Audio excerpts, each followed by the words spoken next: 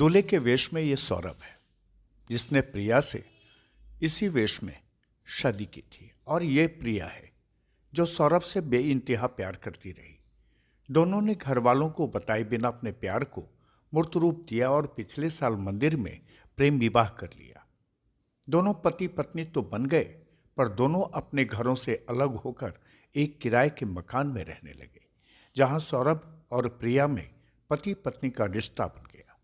इसके बाद भी जब प्रिया सौरभ पर अपने घर ले जाने को कहती वह बस इतना ही कहता कि थोड़ा इंतजार करो, जैसे ही सब कुछ ठीक होगा अपने घर ले जाएंगे। इसी बीच दोनों किराए के मकान में रहते रहे और अभी हाल में सौरभ के जन्मदिन पर दोनों एक साथ एक होटल में जन्मदिन भी मनाया। पर सौरभ प्रिया को अपने घर ले जाने के लिए जब पहल नहीं किया और इस बात को लेकर जब प्रिया ने सौरभ पर दबाव बनाया तो एक दिन सौरभ प्रिया को अकेले छोड़कर अपने घर लौट गया। दोनों में पति पत्नी के रिश्ते बन गए थे और प्रिया किराए के मकान में ही सौरभ का इंतजार करती रही। पर जब सौरभ नहीं लौटा तो प्रिया ने सौरभ को कहा कि वह अब इंतजार नहीं कर सकती अब वह।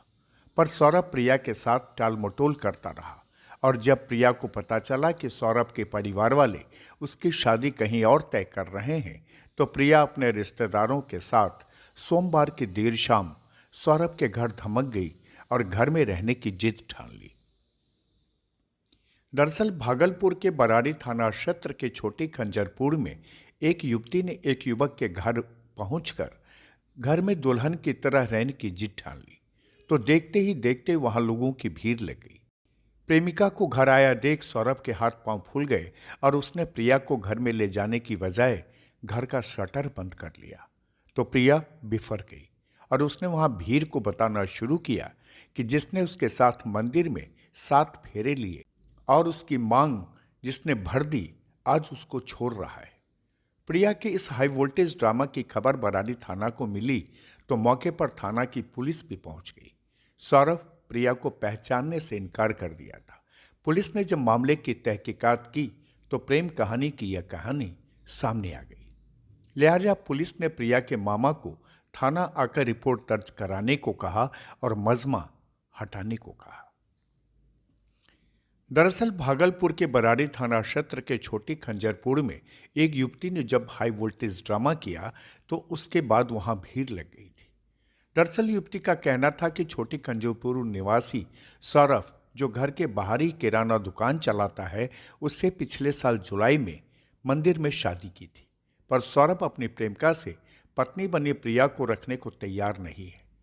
लड़की का कहना है कि शादी के बाद सौरभ उसे तिलका माझी में किराए के मकान में रखा था लेकिन लड़का उसे छोड़कर अपने घर आ गया।